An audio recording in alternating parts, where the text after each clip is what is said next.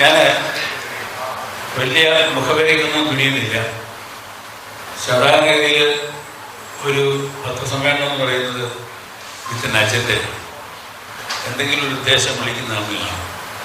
അപ്പോൾ ആദ്യം ഞാൻ തുറന്നു പറയാൻ, എനിക്ക് യാതൊരു ഉദ്ദേശവും ഇതിൻ്റെ പിന്നിലില്ല, അതർ ദാൻ സീയിങ് യു എന്ന് പറഞ്ഞു കഴിഞ്ഞാൽ എനിക്കുള്ള സന്തോഷം എന്ന് പറയുന്നത് നിങ്ങൾക്ക് എല്ലാവർക്കും അറിയാമായിരിക്കും. ഞാൻ എൻ്റെ ജീവിതം ആരംഭിച്ചത് പത്രക്കാരനായിട്ടാണ്. അതുകൊണ്ട് എൻ്റെ പാസ്റ്റാണ് നിങ്ങളുടെ ഞാൻ കാണുന്നത്. ഒരു പത്രക്കാരനുടെ ചോദ്യം ചോദിക്കുമ്പോഴേ എനിക്ക് കൗതുകമാണ്. കാരണം ഞാൻ പറഞ്ഞ ചോദ്യങ്ങളാണ് ഒരുപാടെങ്കിൽ എന്നോട് ഉപയോഗിക്കുന്നത്. അപ്പോൾ അതുകൊണ്ട് എന്നെ സംബന്ധിച്ചിടത്തോളം union is something that is giving me good pleasure. മാനസികമായ ഉല്ലാസത്തിന് വേണ്ടിയിട്ട് മാത്രം ഞാൻ കണ്ടുമുട്ടുകയാണെന്ന് കരുതുക. നമ്പർ 2, ഇതിൻ്റെ സാഹിത്യം എന്ന് പറയുന്നത്, ഞാൻ സിനിമയിൽ വന്നിട്ട് 50 വർഷത്തിലേറെ. ചിലർ പറഞ്ഞില്ലാതെ 1978 ഉത്തരാട കത്ത് ചിലപ്പോൾ 50 കഴിഞ്ഞിട്ടില്ല എന്ന് പറയുന്നുണ്ട്. അങ്ങനെ പറഞ്ഞവരോട് ഞാനൊരു തമാശയ്ക്ക് പറഞ്ഞു. അതായത് ഞാൻ കോളേജിൽ പഠിക്കുമ്പോൾ 1974 കാവേരി എന്ന ചിത്രത്തിൽ അഭിനയിച്ചിട്ടുണ്ട്. ഒരു ചെറിയ വേഷമായിരുന്നു. അന്ന് അതിൻ്റെ സംവിധായകൻ ബാബു നന്ദമോട് കൊല്ലത്തായിരുന്നു എൻ്റെ ഷൂട്ടിങ്. ചെറിയൊരു വേഷം, ഒരു ക്യാമറ സീനിൽ ആ നർത്തകിയുടെ ഹാവഭാവങ്ങൾക്കൊപ്പം നമ്മൾ ഇൻവോൾവായിട്ട് കാണിക്കുന്നത് വലിയിരിക്കുകയാണ്. ഞാൻ കാണിക്കുന്ന വെപ്രാളം കണ്ടപ്പോൾ ഡയറക്ടർക്ക് എന്നെ വളരെ ഇഷ്ടപ്പെട്ടു. പുള്ളി എന്നെ കവിക്ക് പോകാനായിട്ടാണ് കണ്ടത്. അപ്പോൾ യു ഡു ഇറ്റ് എന്ന് ഞാൻ പ്രേരിപ്പിച്ചു. കിട്ടിയ അവസരം വെച്ച് ഞാൻ അഭിനയിച്ച് കാണിച്ചു കൊടുത്തു. പോരാ നേരത്തെ അദ്ദേഹത്തോട് പറഞ്ഞു, വേറൊന്നും ചെയ്യേണ്ട, ചെറിയ വേഷമാണെങ്കിലും എൻ്റെ പേര് ഇല്ലതാണ്, കൈത്തിക്കാട്ട് കുട്ടവളാണ്. നിങ്ങൾ വിശ്വസിക്കുകയില്ല, അദ്ദേഹത്തിൻ്റെ പേര് കൊടുത്തു. എൻ്റെ പേര് കൊടുത്തു. പല ആൾക്കാരുടെയും പേര് കൊടുക്കുന്ന കൂട്ടത്തിൽ കാലിൻ്റെ പേര്. ഞാൻ ആദ്യമായിട്ട് നമ്മുടെ പേര് സ്ക്രീനിൽ കണ്ടത് 1974. അങ്ങനെ നോക്കുമ്പോൾ 50 വർഷത്തിലേറെയായി. അപ്പോൾ ആ 50 വർഷം തികയുന്ന ഒരു സന്ദർഭം വന്നപ്പോൾ എനിക്ക് തോന്നി നിങ്ങളെപ്പോലുള്ള ആൾക്കാരെ കണ്ട് നിങ്ങളെന്താ എന്നെ അസസ് ചെയ്ത് അതൊന്ന് കേൾക്കാം. എനിക്ക് പറയാനുള്ള പരാധീനതയോ പരാതിയോ കുറച്ച് പറയാം. മനസ്സിനെ ഒന്ന് എന്താ പറയുക, പരിശുദ്ധമാക്കാം എന്ന മട്ടിലാണ് ഞാൻ നിങ്ങളുടെ മുമ്പിൽ ഇരിക്കുന്നത്. So I am at your service. You can ask me anything under the sun. എനിക്കറിയാവുന്ന കാര്യങ്ങൾ സത്യസന്ധമായിട്ട് തന്നെ ഞാൻ പറയുമെന്നുള്ള പ്രതിജ്ഞയോട് കൂടി നമുക്ക് ഇന്നത്തെ ഈ എന്താ പറയുക സംഗമം ആരംഭിക്കാം. എൻ്റെ സമീപത്തിരിക്കുന്നത് മിസ്റ്റർ പ്രദീപാണ്. ഈ എൻ്റെ 50 വർഷം എന്ന് പറയുന്നതോടൊപ്പം തന്നെ ഞാനായിട്ട് തുടങ്ങി വെച്ച 34 വർഷങ്ങൾക്ക് മുമ്പ് തുടങ്ങി വെച്ച റോസസ് ദ ഫാമിലി ക്ലബ് ഒരു കൂട്ടായ്മയാണ്, ഒരു കുടുംബ കൂട്ടായ്മയാണത്. അതിൻ്റെ 34ാം വർഷമാണ്, വാർഷികമാണെന്ന് വൈകുന്നേരം ടാഗോർ കേട്ടിട്ടുള്ളത്. അതോടൊപ്പം എൻ്റെ 50 വർഷം ചെയ്യുകയാണ്. നമ്മുടെ ട്രിവാൻഡ്രം ചാപ്റ്ററിൻ്റെ ആദ്യകാല മെമ്പറാണ്, ഇപ്പോഴത്തെ പ്രസിഡന്റാണ് ശ്രീ പ്രദീപ്. പ്രദീപ് 2 വാക്ക് പറഞ്ഞ് നമുക്ക് ആരംഭിക്കാം. നമസ്കാരം. ഇന്ന് മേനേജറിൻ്റെ 50 കൊല്ലത്തെ സിനിമാ ജീവിതവും റോസസ് ദ ഫാമിലി ക്ലബിൻ്റെ ഫൗണ്ടറാണ് മേനേജർ. ഞങ്ങളുടെ 34ാമത്തെ ആനുവൽ സെലിബ്രേഷനാണ്. അപ്പോൾ അതിൻ്റെ ഭാഗമായിട്ടാണ് ഈ പ്രസ് കോൺഫറൻസ്. ചേട്ടൻ കുറച്ച് കാര്യങ്ങൾ നിങ്ങളുമായിട്ട് സംസാരിക്കാനുണ്ടെന്ന് പറഞ്ഞു.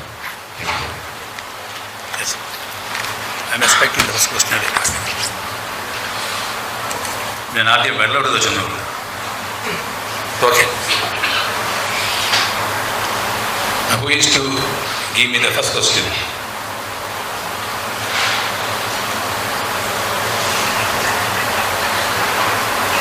Sir, privacy on the privacy on the പ്രേംനസീറിൻ്റെ സിനിമയായിട്ട് സാറിന് സിനിമ ചെയ്യുന്നുണ്ടോ? ഒന്നല്ല, ഞാൻ 2 സിനിമയാണ്. അപ്പോൾ അതുമായിട്ടുള്ള സാറിനൊരു അനുഭവം, അദ്ദേഹവുമായിട്ട് അഭിനയിച്ച ആരെങ്കിലും ആ ഡയറക്ട് ചെയ്ത ആ സമയത്തുള്ള കുറച്ച് കാര്യം, പലർക്കും അറിയാത്ത കുറച്ച് കാര്യം. നിങ്ങൾ പൊട്ടിരിക്കുന്നത് അപകടം പിടിച്ചൊരു ഭാഗത്താണ്. കാരണം ഞാനത് തുടങ്ങിയാൽ ഇപ്പോഴും നിർത്തുകയില്ല. ഞാൻ നസീർ സാറിനെ ആദ്യം കാണുമ്പോൾ 8ാം ക്ലാസ്സിൽ പഠിക്കുക, ഇടവ മുസ്ലിം സ്കൂളിൽ പഠിച്ചുകൊണ്ടിരിക്കുമ്പോൾ ഒരു വാർത്ത അവിടെ കണ്ടു. പ്രേംനസീർ വർക്കലെ ഷൂട്ടിങ്ങിന് വന്നിട്ടുണ്ട്. കേട്ടത് എനിക്ക് കാണണം ആഗ്രഹമായി. ഒരു സൈക്കിൾ വാടകയ്ക്ക് എടുത്ത് ഞാൻ നേരെ പോയി. അവിടെ ചെല്ലുമ്പോൾ വിവാഹം സ്വർഗത്തിൽ എന്നാണ് ചിത്രത്തിൻ്റെ പേര്. നസീർ സാറും ഷീലാമ്മയാണ് അതിലെ ആർട്ടിസ്റ്റ്. ഞാൻ ഈ ക്രൗഡിൽ വന്ന് നോക്കുമ്പോൾ എൻ്റെ ജീവിതത്തിൽ ആദ്യമായിട്ട് പ്രേമസാറിനെ ഞാൻ ലൈഫായിട്ട് കാണും.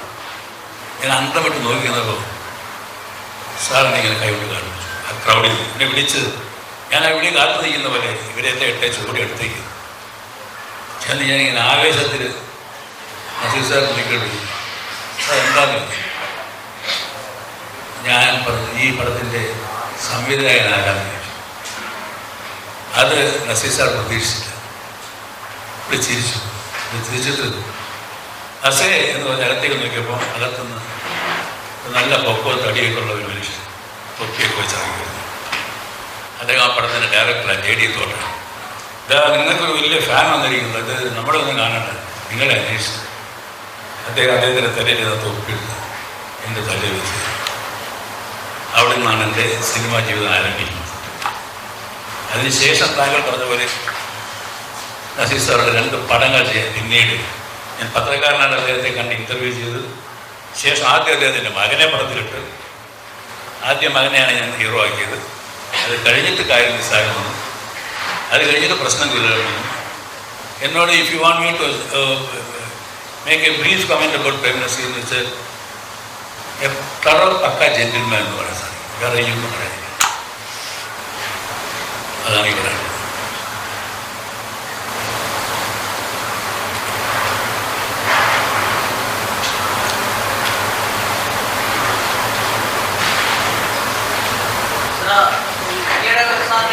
ലൈംഗിക അപവാദ കേസുണ്ടായിരുന്നു. സാറിന് ലൈംഗിക അപവാദ കേസുണ്ടായിരുന്നു. അപ്പൊ അതിനെപ്പറ്റി യാഥാർത്ഥ്യം എന്താണ്? അല്ലെങ്കിൽ കൂടാതെ ഞാൻ ബോധപ്പെട്ടു. നമ്മുടെ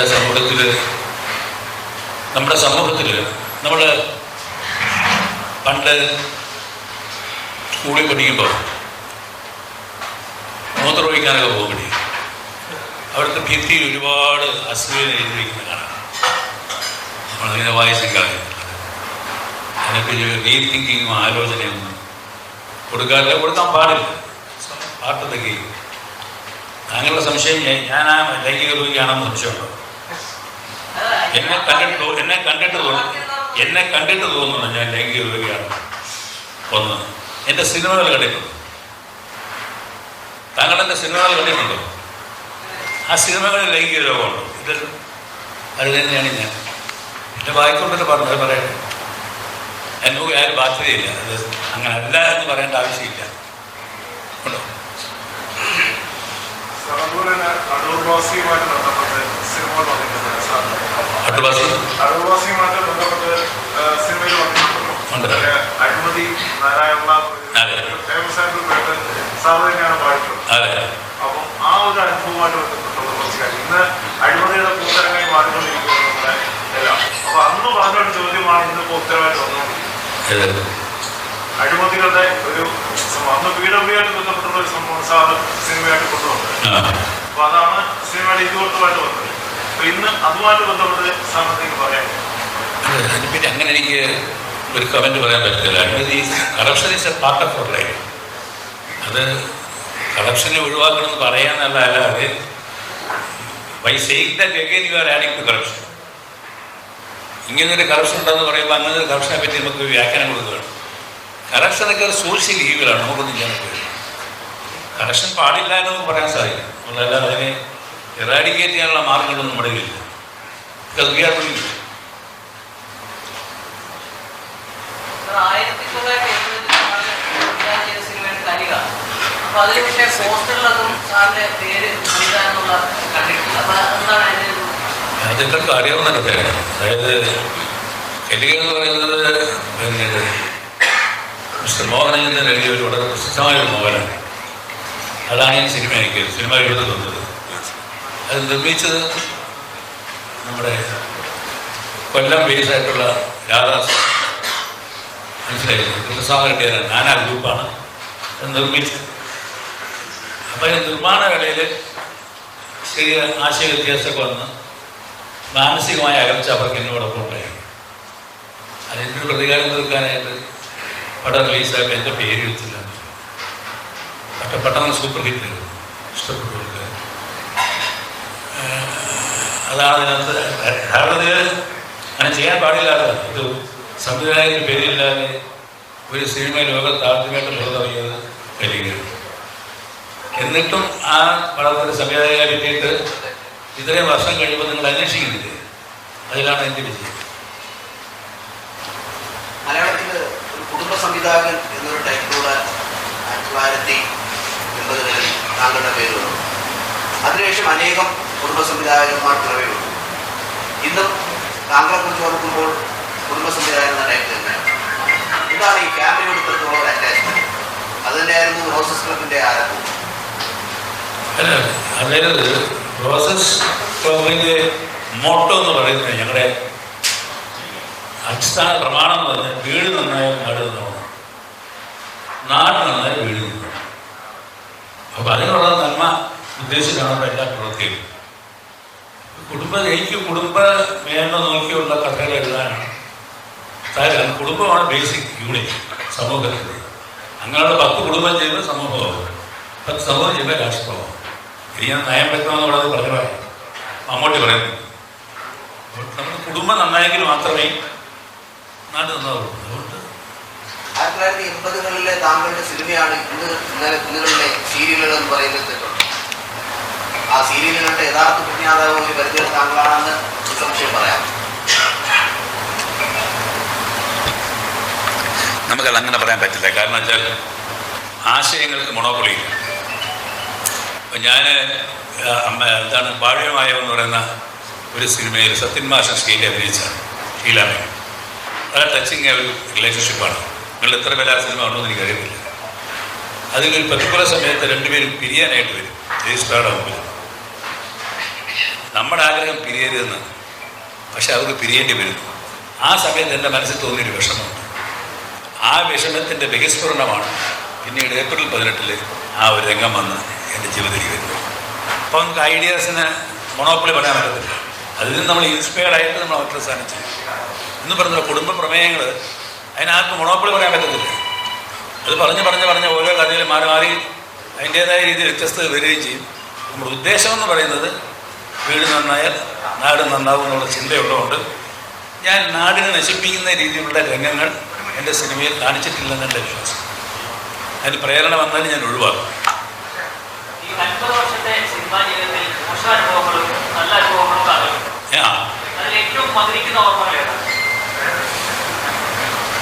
സിനിമ അനുഭവത്തിലോ സിനിമയുടെ കാര്യത്തിൽ മധുരിക്കുന്ന അനുഭവങ്ങളെന്ന് പറയുന്നത് വളരെ ചുരുക്കമാണ്.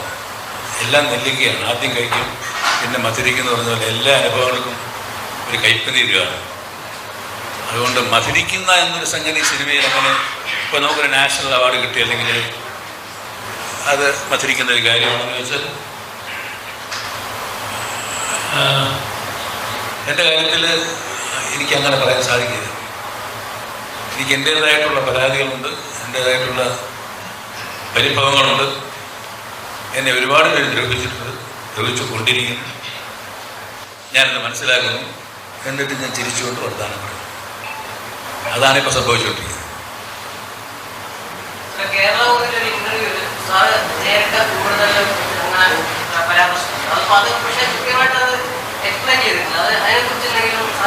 എന്താണ് കോമഡിയിൽ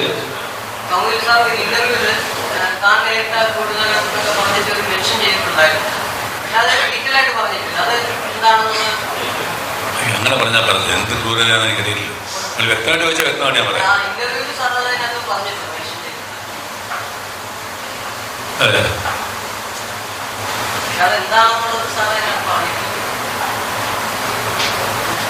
അങ്ങനെ ഒരു ബന്ധമില്ല പറഞ്ഞാൽ എനിക്ക്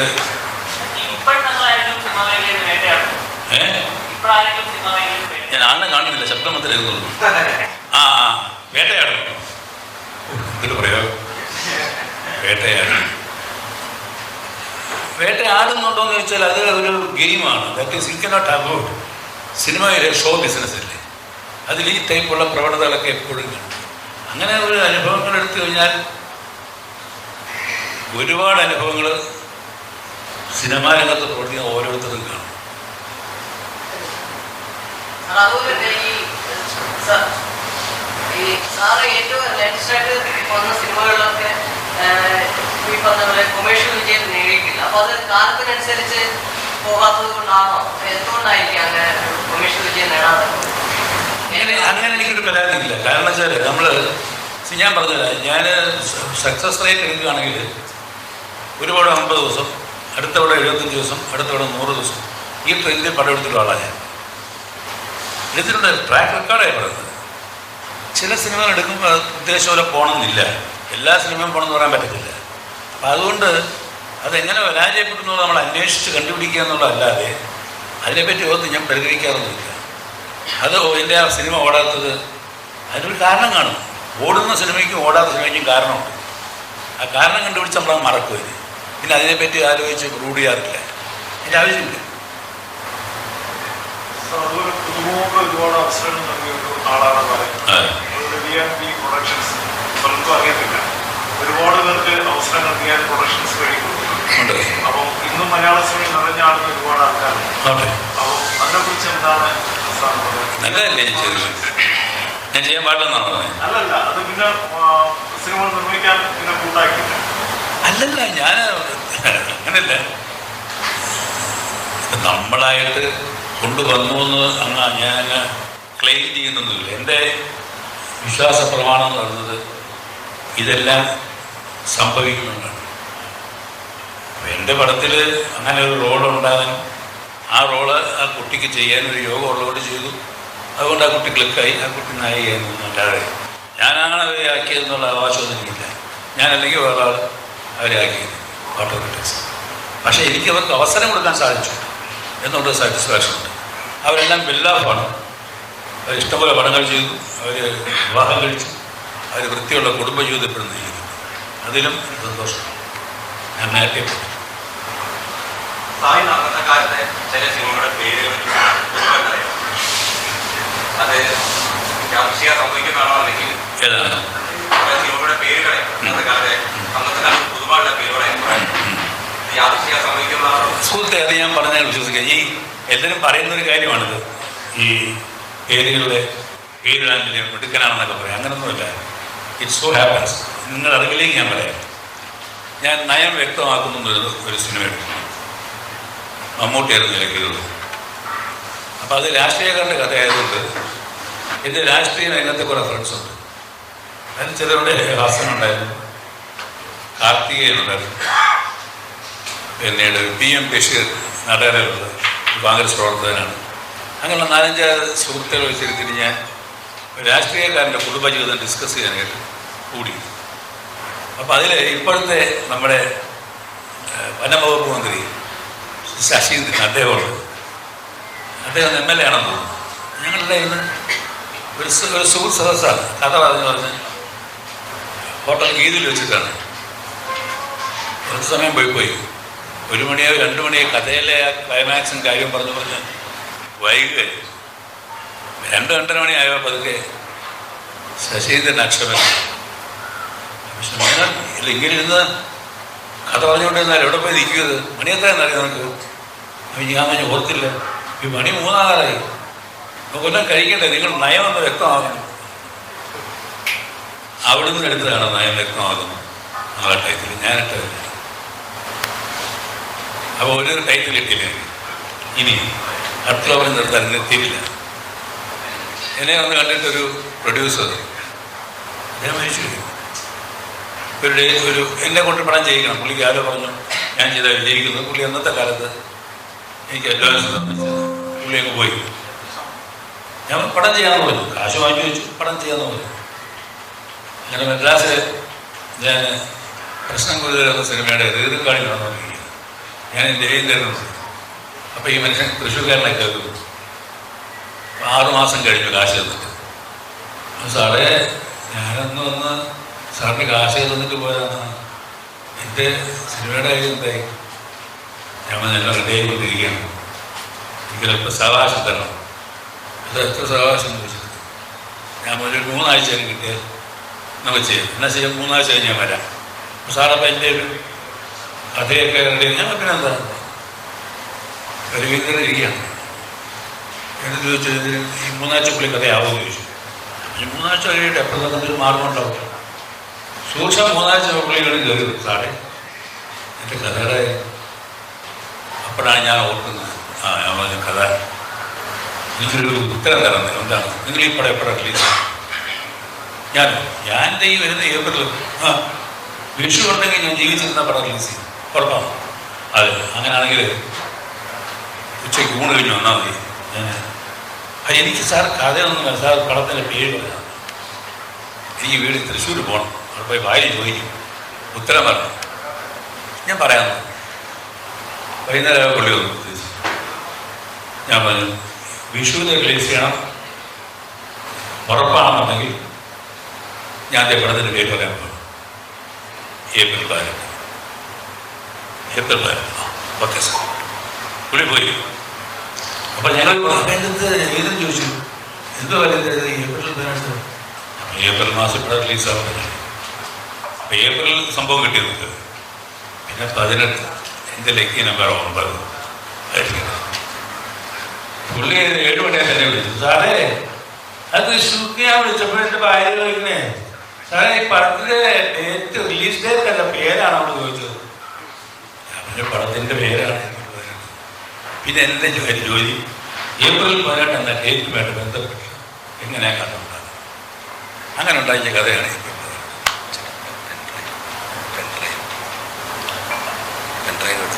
വെച്ചു. നമ്മുടെ പറയാൻ പറ്റില്ല. അങ്ങനെയാണ് ടൈറ്റിൽസ് ഉണ്ടാകുന്നത്. അല്ലാതെ ഞാനായിട്ട് ആലോചിച്ചുണ്ടാക്കുന്ന പ്രയോജനം.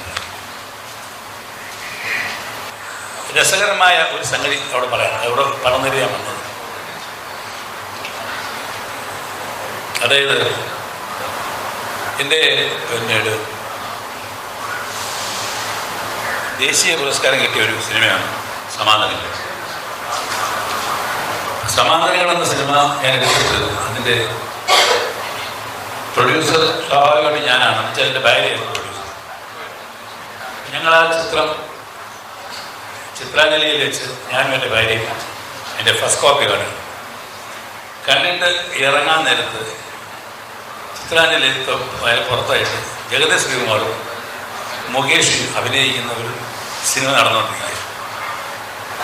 അപ്പം ഞാൻ അകത്തിരുന്ന സിനിമ കാണുകയാണെന്നുള്ള കാര്യം ജഗതിക്കറിയാം. ജഗതിൻ്റെ സമകാലം ഞാൻ 2 വയസ്സ് മൂത്തതാണ്. ഞാൻ യൂണിവേഴ്സിറ്റി കോളേജ് പഠിക്കുമ്പോൾ ജഗതി 6 വയസ്സുണ്ട്. അന്ന് പോലെ അറിയാം. എടാ പോടാ പിടിക്കുന്ന ബന്ധം.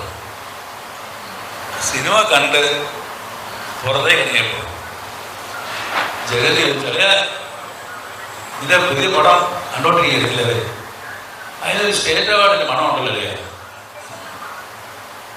അപ്പം എനിക്ക് പെട്ടെന്ന് ഒരു കാര്യം, അപ്പം ഞാൻ പെട്ടെന്ന് തിരിഞ്ഞ് ചോദിച്ചു, എന്താണ് അതൊരു സെൻട്രൽ ഗവൺമെൻറ് അവാർഡായി പൊളിക്കുകയാണ് എന്ന് ചോദിച്ചോളൂ. അവർ ചിരിക്കുകയും ചെയ്ത് വിട്ടു. അങ്ങനെ കാരണത്ത് കയറി ഞാനും ഭാര്യയും മാത്രമേ ഉള്ളൂ. വണ്ടി ഓടിച്ചുകൊണ്ടിരുന്നപ്പോൾ ഞാൻ ചോദിച്ചു, എങ്ങനെയുണ്ട് പടം? ഭാര്യ കെയർഫുള്ളാണ്. കുഴപ്പമില്ല എന്ന് തോന്നുന്നു. ഞാൻ കുഴപ്പമുണ്ടോന്നല്ലേ ചോദിച്ചു. പടം എങ്ങനെയുണ്ടെന്ന് പറഞ്ഞു. പടം കൊള്ളാമെന്ന് തോന്നുന്നു. ജഗതി പറഞ്ഞത് ശരിയാണെന്ന് തോന്നുന്നു. ജഗതി എന്ത് പറഞ്ഞു? ജഗതി പറഞ്ഞില്ലേ വല്ല സ്റ്റേറ്റോട് വല്ല കിട്ടിയിരുന്നു. ഒരു കാരണമല്ല ഞാൻ വണ്ടി ചവിട്ടിങ്ങ് നിർത്തി. സ്റ്റേറ്റാ പടം. സെൻട്രൽമെൻ്റ് എന്താ കുഴപ്പം? ഞാൻ ചോദിക്കും. വണ്ടി നിർത്തി. അവിടെ വിരണ്ടു പോയി. ഇതിന് 3 നാഷണൽ അവാർഡ്. സത്യം പറഞ്ഞാൽ ഞാൻ വെറുതെ ഒരു വീർന്ന് പറഞ്ഞാൽ 3 നാഷണൽ അവാർഡ് ഇതിന് കിട്ടുമെന്ന് പറഞ്ഞു. അവളൊന്നും വേണ്ടിയില്ല. വണ്ടി വിട്ടു പോയി. നമ്മുടെ അവാർഡ് അനൗൺസ്മെൻറ്റ് വരും. എന്നെ ആദ്യം വിളിക്കുന്നത് മുകേഷാണ്. മുകേഷ് പലതരം നിങ്ങളെ ഞാൻ സംബന്ധിച്ചു, നിങ്ങൾ ആ ചിത്രാഞ്ജലി വെച്ച് പറഞ്ഞതല്ലേ ഈ ചിത്രത്തിന് അവാർഡ് കിട്ടുന്നു. കിട്ടിയല്ലോ. എനിക്ക് കിട്ടി. Best feature film family welfare, best actor ഞാൻ ഷെയറിങ് വിത്ത് സുരേഷ് ഗോപി. അങ്ങനെയായിരുന്നു.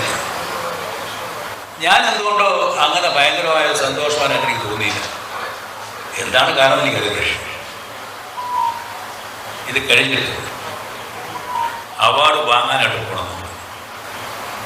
അങ്ങനെ 1987 ഞാൻ അവാർഡ് വാങ്ങാൻ ഡൽഹിയിൽ പോയപ്പോൾ അന്ന് സരോജദേവി ആയിരുന്നു എൻ്റെ ചെയർപേഴ്സൺ.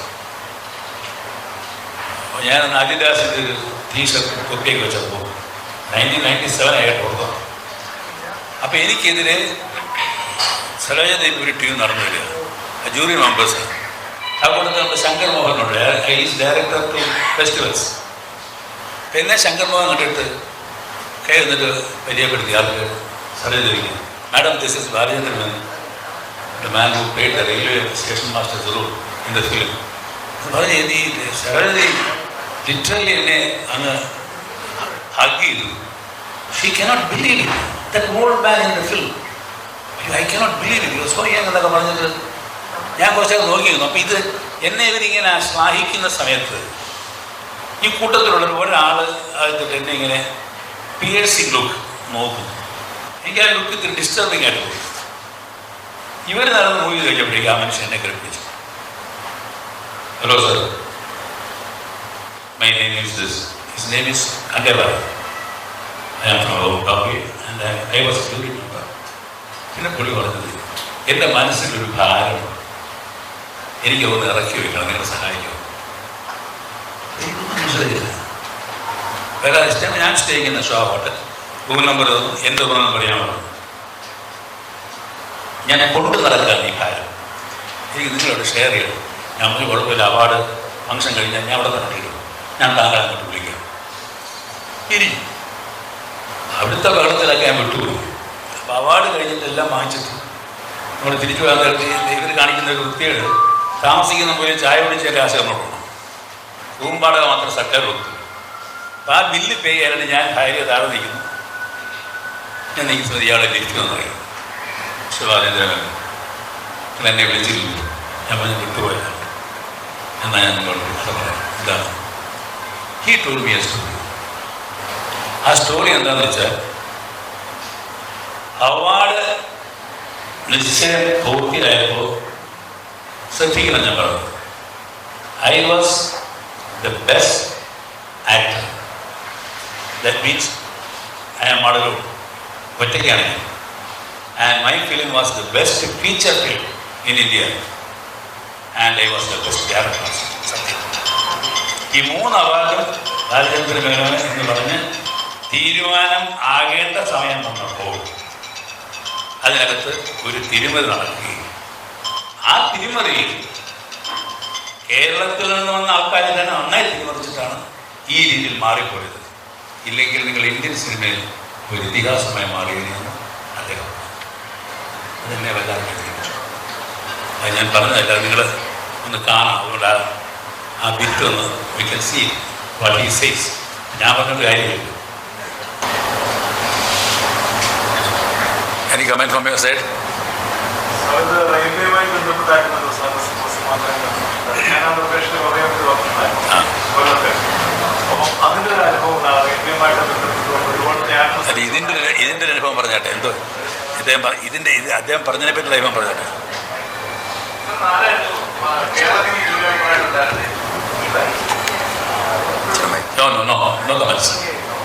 അവിടെ നടന്നതാണ്, അതാണ് ഞാൻ പറയാതെ പുള്ളി പ്രധാന കേൾപ്പിച്ചത്. അപ്പം ഇത് ഇങ്ങനെയുള്ള നേരത്തെ ഇത്രയും 50 വർഷത്തിനിടയ്ക്ക് ഓർമ്മിക്കാൻ, മനസ്സിലെന്നും സൂക്ഷിക്കാൻ പറ്റുന്ന ചില അനുഭവങ്ങളിലൊന്ന് ഇതൊക്കെ തന്നെയാണ്. ഇതിനെ നമ്മൾ അതിജീവിക്കണം.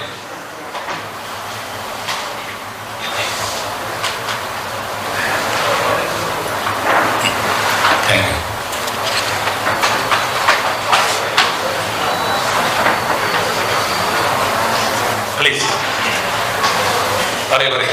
അന്ന് ഇതേപോലെ താങ്കൾക്ക് അവാർഡ് നിഷേധിക്കാൻ വേണ്ടിയിട്ട്, മീൻസ് നേരത്തെ പറഞ്ഞ പോലെ അവാർഡ് നിഷേധിക്കാൻ വേണ്ടിയിട്ട് ആരാണ് ഇടപെടുന്ന കാര്യം താങ്കൾക്കറിയാം? അവാർഡ് അവാർഡ് ഇടപെടുന്ന നിങ്ങൾ പറഞ്ഞല്ലോ, അത് കേരളത്തിൽ ആരാണ് അതിനെപ്പറ്റി? അത് എൻ്റെ ഒരു മേഖലയെ പറ്റില്ല. അങ്ങനെ പറഞ്ഞ കാര്യം റെക്കോർഡ് ചെയ്ത് കേൾപ്പിച്ച് മാത്രമേ. പഴയത് 1997-ലാണിത്. 1997-ലാണ് എനിക്ക് അവാർഡ് കിട്ടിയത്. അന്നത്തെ കാലത്തെ കാര്യമാണ്. എത്ര വർഷമായി? പക്ഷേ സത്യമായിട്ടിരിക്കണമല്ലോ. അതുകൊണ്ട് മാത്രം സൂക്ഷിച്ചു വെച്ചിരിക്കുക. നമ്മുടെ ശേഖരത്തിൽ ഇതുണ്ട്. തീർച്ചയായിട്ടും അറ്റിറ്റാണ്. നമ്മൾ എപ്പോഴാണ് സംഭവിക്കുക എന്നുള്ളത് പറയാനൊക്കത്തില്ല. സിനിമ സംഭവിക്കുന്നതാണ്, ഉണ്ടാക്കുന്നതല്ല. അല്ലേ? എത്ര നമ്മൾ വിചാരിച്ചാലും സംഭവിക്കണം. സംഭവിക്കുമ്പോഴേ സിനിമ ആയെന്ന് പറയാൻ പറ്റും.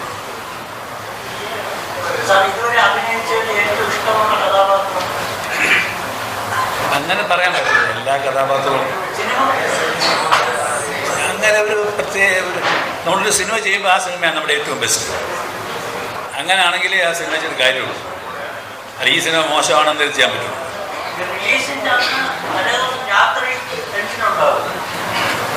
സ്വാഭാവികമാണല്ലോ. എങ്ങനെയാണ് ഈ ചിത്രം? എന്നെ സംബന്ധിച്ച് ഞാനൊരു സിനിമ തയ്യാറായി കഴിഞ്ഞാൽ ഫസ്റ്റ് ഷോ ഞാൻ തിയേറ്ററിൽ ഓഡിയൻസിനോടൊപ്പം ഇരുന്ന് തന്നെ കാണും, അവരറിയാതെ.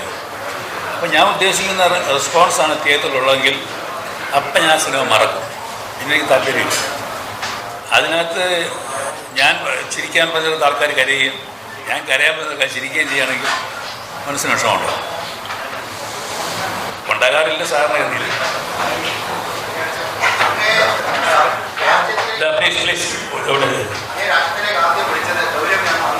ഏതാ? ഗൗരിയമ്മയോ?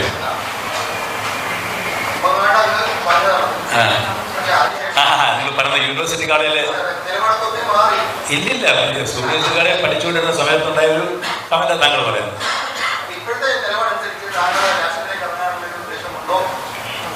എൻ്റെ പ്രിയപ്പെട്ട സുഹൃത്തെ, എന്നെ രാഷ്ട്രീയത്തിലേക്ക് ഏറ്റവും കൂടുതൽ എന്നെ പ്രേരിപ്പിക്കുകയും പ്രോത്സാഹിപ്പിക്കുകയും ക്ഷണിക്കുകയും ചെയ്തിട്ടുള്ളത് ലീഡർ കരുണാകരനാണ്. അദ്ദേഹം എന്നെ തിരുവനന്തപുരം മണ്ഡലത്തിൽ പ്രസരിപ്പിക്കാൻ വലിയ ഇഷ്ടമായിരുന്നു. ഏപ്രിൽ 18 സമയത്താണ് ഓർക്കുന്നത്, 1984. അന്ന് അദ്ദേഹം ഒരു ബാച്ച് സാംസ്കാരിക ആൾക്കാരെ കൊണ്ടുവന്നു. എനിക്കൊന്ന് സാവിത്രി ലക്ഷ്മണോ അത് ഒരു ബാച്ച് വന്നത് ഇലക്ഷന്. ആ കൂട്ടത്തിലായിരുന്നു എന്നെയും കൂടെ അദ്ദേഹം കാസ്റ്റ്. ഞാൻ സ്നേഹപൂർവ്വം നിരസിച്ചതാണ്. അത് കഴിഞ്ഞിട്ടും എനിക്ക് ക്ഷണം വന്നിട്ടുണ്ട്. കോൺഗ്രസിൽ തന്നെ വേറെ ഞാനത് പിന്മാറിയ കാരണം മനസ്സമാധാനം വേണം എഴുതിയത്. കാരണം എനിക്കത് കോളിംഗ് സ്പീഡ് നമ്മൾ എന്താ പറയണ്ടേ,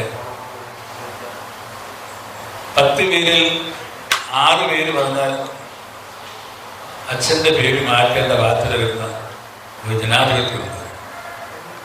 അത് നമുക്ക് ബുദ്ധിമുട്ട് വരും.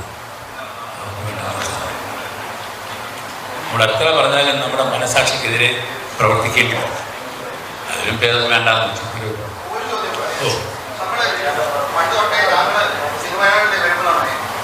സംഭാഷണം, സംവിധാനം, തിരക്കഥ ഇതെല്ലാം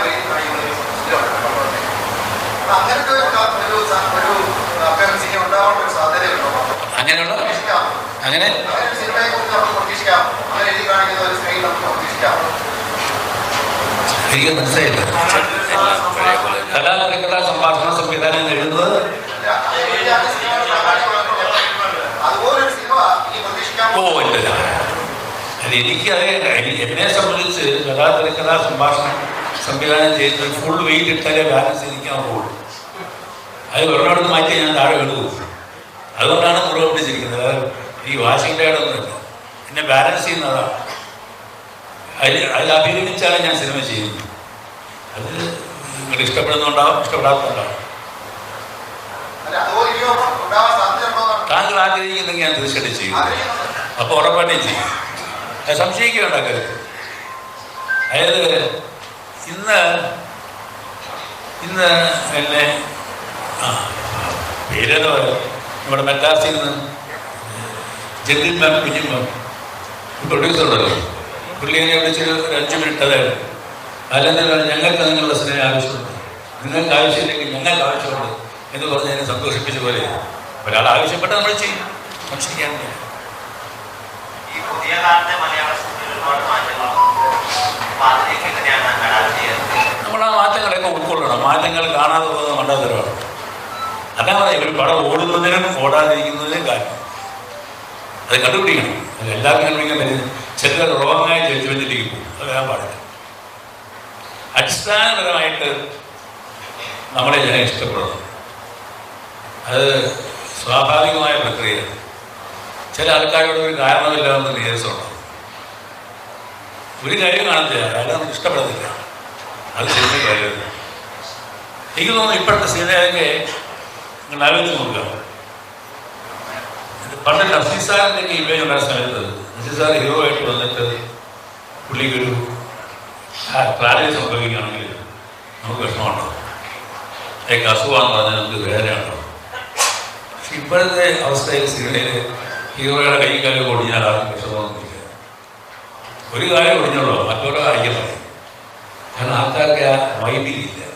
അത് സിനിമയുടെ വലിയൊരു വേദനയുള്ളൂ. മറ്റാതെ നമുക്ക് അവരെ തൊണ്ട ഇടക്കുമ്പോൾ നമുക്ക് വിഷമമുണ്ടാകും. എന്തുകൊണ്ട് അങ്ങനെ ആയിപ്പോയി അറിയില്ല. ഞാൻ പറഞ്ഞ് മനസ്സിലാവുന്നത് ഞാൻ കൈ വിളിക്കാം, ആ കാത് വിളിക്കും, ആ മട്ട എടുക്കുമ്പോൾ അപ്പം ഐഡന്റിഫിക്കേഷൻ. സാറിന് ചിയോ ചിരി എന്ന സിനിമയിലെ പോപ്പുലറായ ഗാനം, ചിയോ ചിരി സിനിമയിലെ ഒരു ഗാനം പോപ്പുലറായ, അതിനെ കുറിച്ചിട്ട് ആ ഗാനത്തിന്റെ സീനിനെ കുറിച്ചിട്ട് നെഗറ്റീവായിട്ട് കുറെ കമന്റുകൾ കാണാം. അതിനെ കുറിച്ച് അതിനെ പറ്റി ഞാൻ നാളെ ഇന്ന് വൈകുന്നേരത്തെ നമ്മുടെ ഫംഗ്ഷനിൽ ഞാൻ അതിനെ പറ്റി പറയുന്നതാണ്. ചിരിയോ ചിരിയോ നിങ്ങൾ പരാമർശിക്കുന്ന ആ പാട്ട് എന്ത് സംഭവിച്ചു എന്നുള്ളത് അവിടെ തീർച്ചയായിട്ടും നമുക്ക് കേൾക്കണം. സാറിന് മനസ്സിൽ തോന്നുന്ന രീതിയിൽ പിക്ചറൈസ് ചെയ്യാൻ പറ്റിയില്ല. അമ്മയാണ് സത്യത്തിൽ എഴുതിയിട്ടുണ്ട്.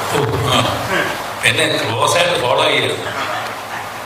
അത് ഞാൻ ഇന്ന് വൈകുന്നേരം പറയാം. ചിരിയോ ചിരിയില്ല പാട്ട് അത് അറിഞ്ഞിരിക്കണം നിങ്ങൾ. ചിരിയോ ചിരിയില്ല പാട്ടിനെ പറ്റി എനിക്ക് അഭിപ്രായവ്യാസമൊന്നുമില്ല. ഞാനത് പറയാം. സാറിന്റെ ജീവിതത്തിൽ തന്നെ ഒരുപാട് കഥ എടുക്കാമല്ലോ. സാറിന്റെ നിന്നെ എന്തിനു കൊള്ളാമെന്നുള്ള പുസ്തകത്തിൽ മസാല ദോശയുടെ കഥ. അതെ അങ്ങനെ നിന്നെ എന്തിനു കൊള്ളാമെന്ന പാട്ട് കുട്ടിക്കാലത്ത് നിങ്ങൾ ഒരുപാട് പേര് ചോദിച്ചിട്ടുണ്ട്. ആ വൈരാഗ്യം തീർക്കാൻ അവസാനം ഞാൻ എൻ്റെ മോഹൻ ക്ലോസൊക്കെ എടുത്ത് എൻ്റെ പേര് കൊടുത്ത് നിന്നെ എന്തിനു കൊള്ളാമെന്ന പുസ്തകം കൊടുക്കുക.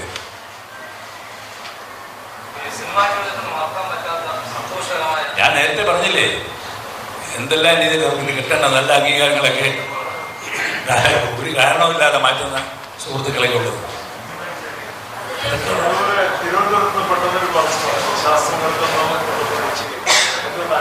അയ്യോ അതൊക്കെ ഉത്തരം പറയാൻ പറ്റും. എനിക്ക് നമ്മൾ സ്വകാര്യമായ കാര്യങ്ങൾ ഞാൻ ആലുവാക്കാരനാണ്, അതുകൊണ്ട് അങ്ങോട്ട് പോയെന്ന് മാത്രമേ ഉള്ളൂ.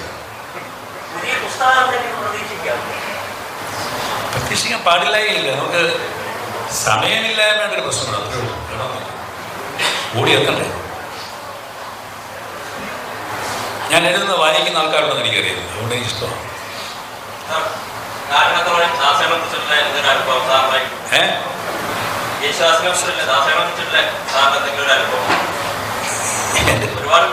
എൻ്റെ പ്രദേശത്ത് എൻ്റെ ചലച്ചിത്ര ജീവിതത്തിൽ എൻ്റെ ആദ്യ സിനിമ ഏതാണ്?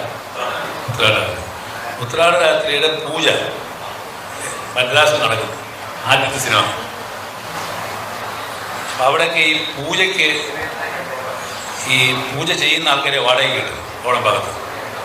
അങ്ങനെ ഒരാളെ ഞാൻ പൂജയ്ക്ക് ഏർപ്പാടാക്കി. യേശുദാസ് പാടണം, ഞാൻ കാത്തു നിൽക്കുക. ആദ്യത്തെ പടമാണ്. പ്രൊഡ്യൂസർക്ക് ടെൻഷനുണ്ട്. എന്ത് ചെയ്യാൻ? അന്ന് ഏറെ തെലുങ്ക് പടം ഉണ്ടായിരുന്നു. അപ്പോൾ അതിൻ്റെ കാശ് കൂടുതൽ കിട്ടും. ഇയാൾ എന്നെ പറ്റിച്ചിട്ട് അയാളുടെ പുറകെ പോയി. യേശുദാസ് പാടാൻ വരുമ്പോൾ പൂജയ്ക്ക് ആളില്ല. ഞാൻ വിഷമിച്ചിരിക്കുക. എൻ്റെ ഫസ്റ്റ് ഫിലിമില്ലേ, ദാസേട്ടൻ ചോദിച്ചു എന്താ മോനെ വിഷമിച്ചിരിക്കുന്നത്? ഞാൻ ദാസേട്ടൻ ഇങ്ങനെ എല്ലാം ശരിയാക്കി വെച്ചു, നമ്മൾ പൂജ ചെയ്യേണ്ട അങ്ങേരെ പറ്റിച്ചിട്ട് പോയിക്കണം. ദാസേട്ടൻ പാടാൻ നിൽക്കുക, പാടിട്ട് പോകണം ദാസേട്ടൻ. പുള്ളി ചോദിച്ചു ഞാൻ ചോദിച്ചാൽ മതിയോ? ഞാൻ എന്താ ദാസം പറ്റുമോ? പിന്നെന്താ തേങ്ങ എടുക്കാൻ പറ്റും. ഉള്ളി തേങ്ങ എടുത്ത് കർപ്പൂരം വെച്ച് ഒഴിഞ്ഞ് എറിഞ്ഞ് പൊട്ടിച്ചിട്ട് കഴിയുമ്പോൾ 2 ഈക്വൽ ഹൗസ്. മോനെ ഇത് കണ്ടോ, 2 ഈക്വൽ ഹൗസായിട്ട് വന്നത്. നല്ല ലക്ഷണം. ആ ലക്ഷണമാണ് പേര്. അതെ, അപ്പം അതാണ് ഞങ്ങളെപ്പോഴുള്ള ബന്ധം. ആ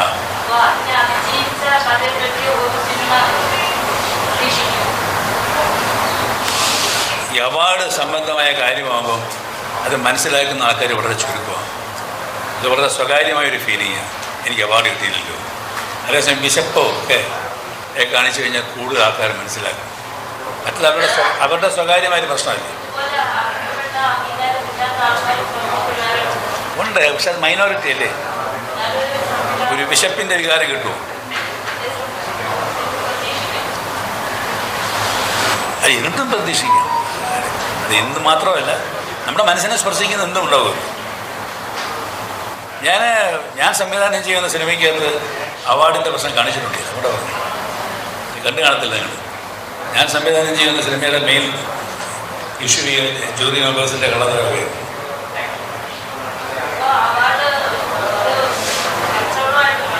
അങ്ങനൊന്നും ഞാൻ പറയുന്നില്ല. എല്ലാം അതിനകത്തുണ്ട്. അതിനകത്ത് you can take the right angle and decide. നമുക്കൊന്നും ജനറലൈസ് ചെയ്തിട്ട് പറയാനായി പറ്റില്ല. ഒരുപാട് ബാധ്യതകളും ഒരുപാട് പരിഗണനകളൊക്കെ ഉള്ള അവാർഡ്. ഞാനെപ്പോഴും പറയുന്നത്, ഒരു അവാർഡിന് വിലയുണ്ടാകുന്നത് ആ അവാർഡ് ആർക്ക് വേണ്ടി പറയുന്നു അയാൾക്ക് തോന്നണം എനിക്ക് യോഗ്യതയുണ്ട്. എനിക്ക് തോന്നണം എനിക്ക് തന്ന അവാർഡിന് എനിക്ക് അർഹതയുണ്ട്, എങ്കിലേ അവാർഡിന് അർത്ഥമുണ്ട്. അല്ലെങ്കിൽ അത് അർത്ഥമില്ല.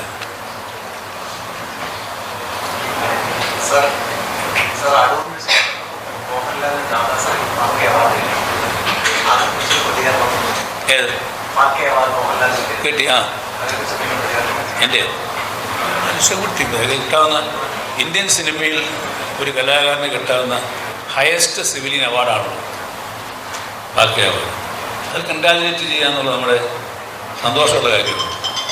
അതിൻ്റെ പിന്നെ അർഹതയുണ്ടോ ഇല്ലയോ അതൊന്നും ഡിസൈഡ്സ് ദ പോയിന്റ്.